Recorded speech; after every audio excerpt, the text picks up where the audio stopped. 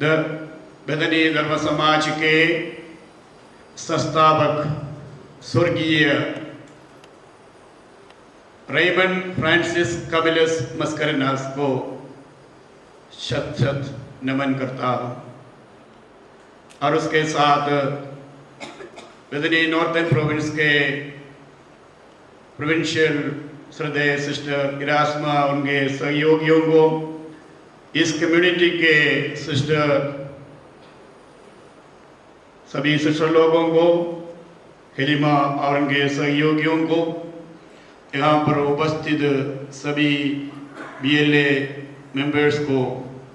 Father Nishant और मेरे नाम पर हार्दिक अभिनंदन और शुभकामनाएं देता हूँ। हम लोग इस समारोह में भाग लेने के लिए एक परिवार जैसे यहाँ पर आए हुए हैं और इस रूहानी सत्संग का धड़कन कौन है? आप ही लोग हैं। इस रूहानी सत्संग का धड़कन, you are the heart beat of this function convention. और ये हमारे लिए अनुग्रह का वर्ष है,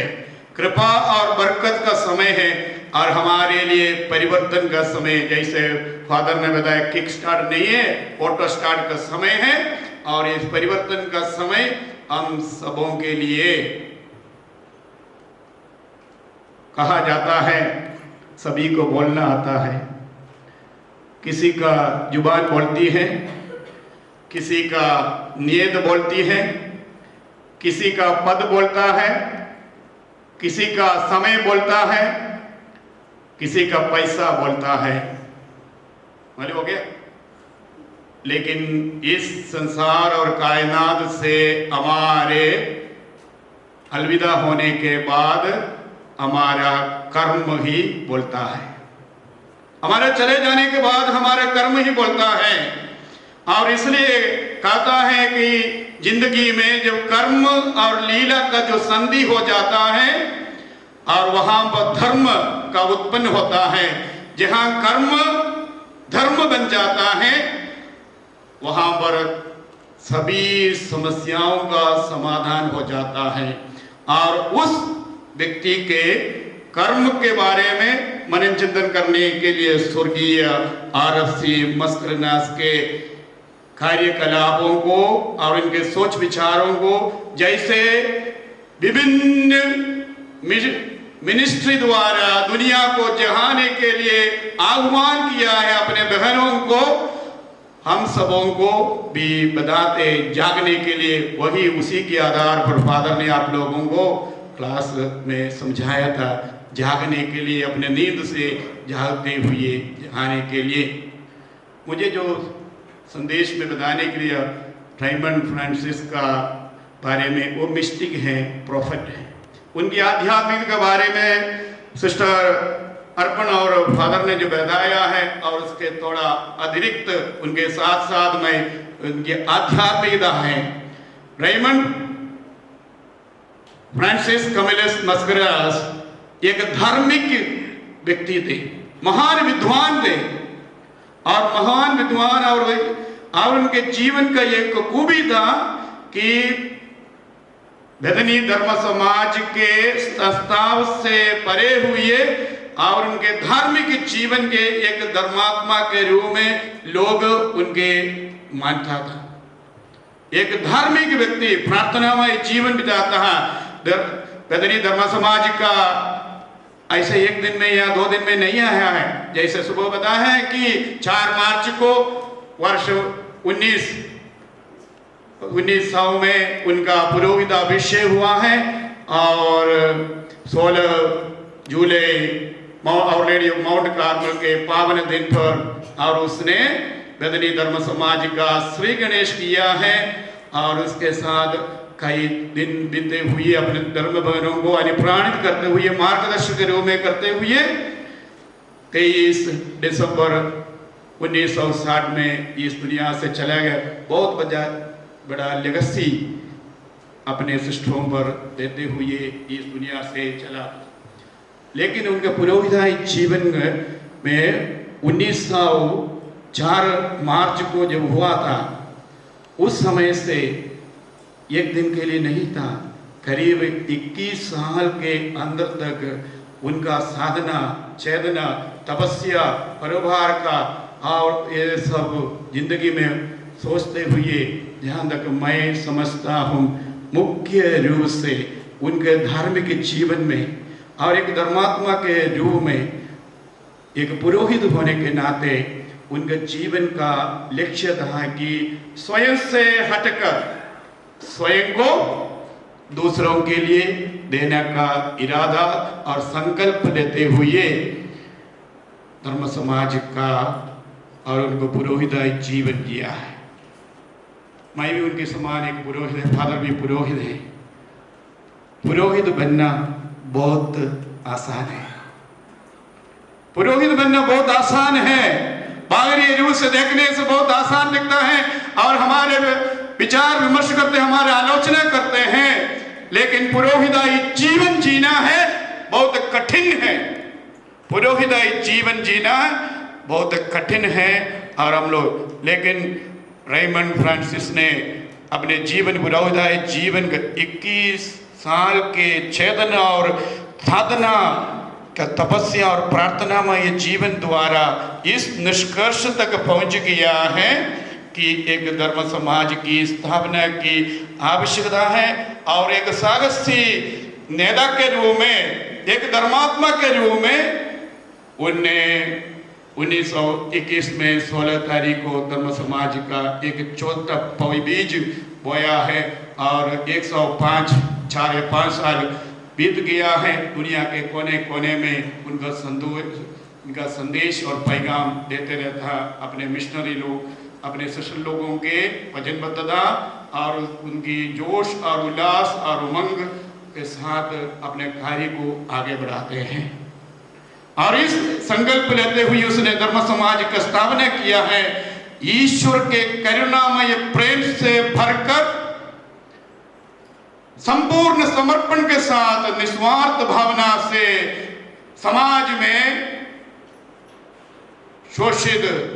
और गरीबों की सेवा करने का इरादा संकल्प लेते हुए उसने धर्म समाज का स्थापना किया है। क्योंकि इनके 21 साल के पुरोहिताई जीवन में पवित्र यूक्रिस्ट प्रेरक मेन मुख्य रूप से, बाकी जो उनके जीवन में आने वाले दिनों में ऐसे आ गया है, मुख्य रूप से पवित्र यूक्रिस्ट के प्रति उनकी भक्ति और आराधना, घंटों पवित्र आराधना में भाग लेते हुए अपने बहनों को, जो शुरू में 4 टीचर लोग हैं, और उनके साथ क्लास लेते हुए उनके लक्ष्य हैं, इनके इरादा था, उनके सारे में बताते हुए पवित्र यूक्रिस्ट में भाग लेते हुए, दूसरा एक पुरोहित के रूप में पवित्र वचन में, पवित्र वचन को उसने गहराई से पढ़ा है, दूसरे लोगों को अवगत कराया है और विशेष रूप से कोंकणी भाषा में, और उनके जो बाइबल का भी जो अनुवाद किया है,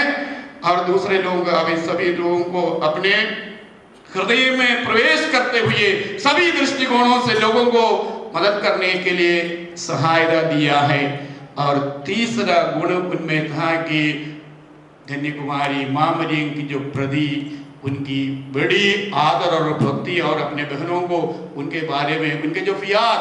जी हाँ, समर्पित जीवन में जो कुछ परिस्थिति हुआ जाता है, उस समय धन्य कुमारी माँ मरियम से दृढ़ संकल्प लेते हुए आगे बढ़ने के लिए उन्हें शिक्षा दिया है। और चौथा है कि गरीबों के प्रति सेवा करने के लिए, और उसके लिए बहुत मेरे पास समय नहीं है, नहीं तो मैं आप लोगों को इस तरह से बता सकता है। और अलग अलग जो संस्थाएं खोले गाँव के लड़कियों के लिए, महिलाओं के लिए, उनको सशक्त करने के लिए, उनके सर्वांगीण विकास के लिए अलग अलग समय पर हॉस्टल और जो एम्ब्रॉयडरी अलग अलग इंस्टीट्यूशन संस्थाएं उसने जो खोला था। और धीरे धीरे करते हुए उनके जीवन में और धर्म समाज की स्थापना होने के बाद स्वर्गीय रेमंड ने अपने सिस्टरों को बहुत कुछ संदेश देते हुए उनके 25 साल के बाद भी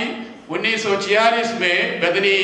एजुकेशन सोसाइटी का शुरुआत किया है। और धीरे होते हुए प्रभु यीशु मसीह का पवित्र हृदय को की भक्ति और आराधना और उसके साथ अपने बहनों को, धर्म समाज को, धन्य कुमारी मां मरियम के निष्कलंक हृदय को समर्पित किया है। एक धार्मिकता और उनकी आध्यात्मिकता का जब हम सोचते हैं, मनन चिंतन करते हैं, वो समय के अनुसार उसने एक नबी था, एक पैगंबर था, एक भविष्य वक्ता के रूप में और एक धर्मात्मा के रूप में और विद्वान के रूप में, और उनके जीवन में था। उनके चेहरे पर देख लो, जहाँ उनको जो तस्वीर में जो देखो, उनके जो चेहरे पर सूर्य का जो प्रभाव, सूर्य की जो किरणें लोगों के लिए देते रहा, जो प्रभा, सूर्य की कृपा और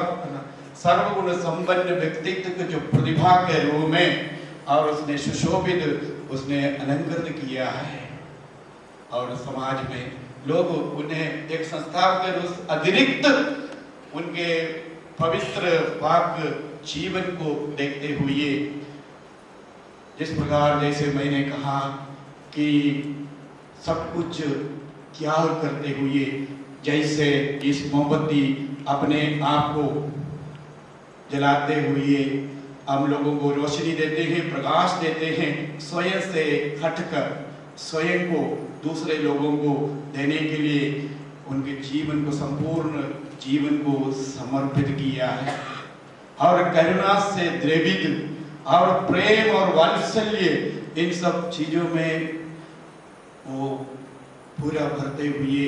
एक आध्यात्मिक जीवन जिया है। और उसके पास एक जगह से फलीपुरों में